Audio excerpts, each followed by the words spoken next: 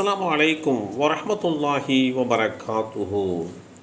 சையதுனா அப்பாது பின் பிஷ்ர் ரதியல்லாஹு அன்ஹு அன்னை ஆயிஷா நாயகி ரதியல்லாஹு அன்ஹா அவர்கள் அறிவித்தார்கள், நபி ஸல்லல்லாஹு அலைஹி வஸல்லம் அவர்கள் ஒருவர் பள்ளிவாசலிலே குர்ஆன் ஓதுவதை கேட்டு அல்லாஹ் அவருக்கு கருணை புரியட்டும் என்று கூறினார்கள்.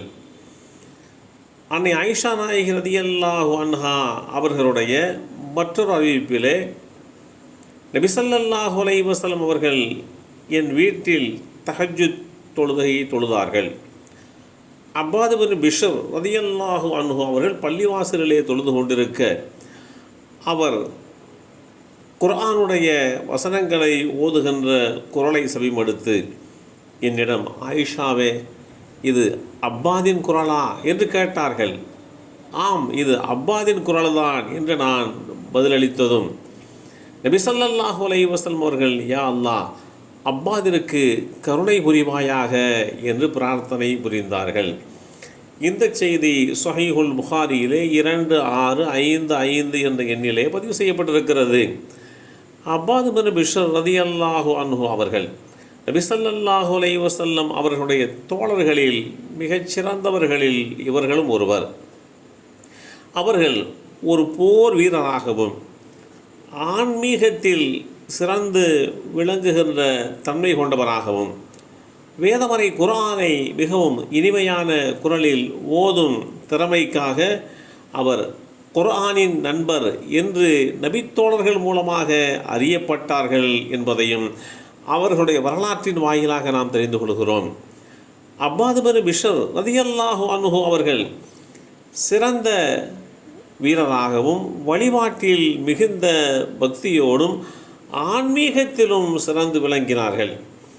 முஸ்அப் இப்னு உமைர் ரதியல்லாஹு அன்ஹு அவர்கள் மதீனாவுக்கு வந்தபோது அப்பாது பின் பிஷ்ர் ரதியல்லாஹு அன்ஹு அவர்கள் சிறுவர், ஏறக்குறைய 15 வயதுதான் இருக்கும். அந்த வயதுக்கேற்ற துடிப்பு, கபடமற்ற குணம், புத்துணர்வு எல்லாம் அமைந்திருந்த ஒரு விறுவிறுப்பான சிறுவராக அவர்கள் இருந்தார்கள். முஸ்அப் இப்னு உமைர் ரதியல்லாஹு அன்ஹு அவர்கள் மதீனாவிலே பிரச்சாரத்தில் ஈடுபட்டு கொண்டிருக்க ஒரு நாள் அப்பாத் ரதியல்லாஹு அன்ஹு அவர்கள் முஸ்அப் இப்னு உமைர் அவர்களை சந்தித்தார்கள். அவர்கள் குர்ஆனை ஓதக்கூடிய அந்த வசனங்களை செவிமடுத்தார்கள். அழகிய குரலில் குர்ஆனை ஓதி மக்களுக்கு இஸ்லாத்தை அறிவிக்கக்கூடிய பணி அவர்கள் மூலமாக நடைபெற்றது. இத்தகைய ஒரு சூழ்நிலையிலேதான் இந்த நபித்தோழர் முஸ்அப் இப்னு உமைர் ரதியல்லாஹு அன்ஹு அவர்களுடைய பிரச்சாரத்தின் மூலமாக ஈர்க்கப்பட்டு இஸ்லாத்திற்குள்ளே நுழைகிறார்கள். மதீனாவில் இஸ்லாம் பிரகாசமாக பரவ ஆரம்பித்தது.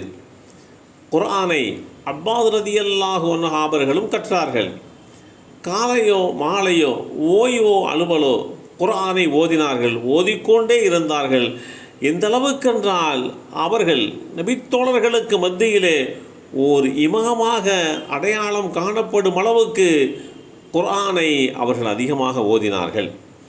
யமாமா என்ற அந்த யுத்த களத்திலே பல நபித்தோழர்கள் வாழ்வின் தவிர்க்க முடியாத ஒரு யுத்தமாக அவர்களுக்கு அது விளங்கியது. யமாமாவுடைய மிகச்சிறந்த போர் வீரராக அப்பாது பின் பிஷ்ர் அவர்கள் செயல்பட்டார்கள்.